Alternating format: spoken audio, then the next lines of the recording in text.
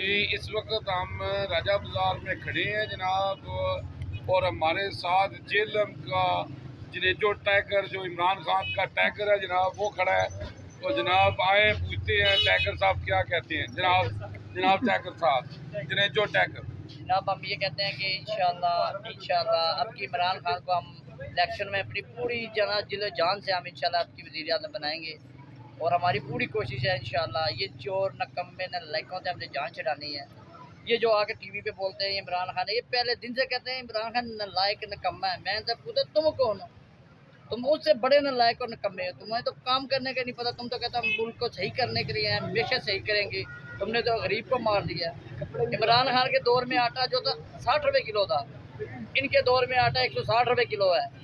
ये नया Pakistan, welcome to नया पाकिस्तान बिलावल कहता था। अब मैं बिलावल से पूछता हूँ वेलकम टू पुराना पाकिस्तान ही, उससे तो अच्छा इमरान खान का पाकिस्तान था नया।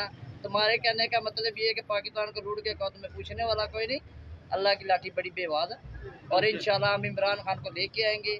और आपको हम बता दें इंशाल्लाह की दफ़ा जो है PTI का पूरा इंशाल्लाह चांस है, और अल्लाह के हुक्म से जीतेंगे। और ईद की हम पहले मुबारकबाद देते हैं कि इंशाल्लाह नेक्स्ट वज़ीर आज़म इमरान खान इंशाल्लाह। जी, ये था जनाब जनेजो टाइगर जो इमरान खान का टाइगर है जेलम के। तो जनाब UG न्यूज़ जावा जी जेलम।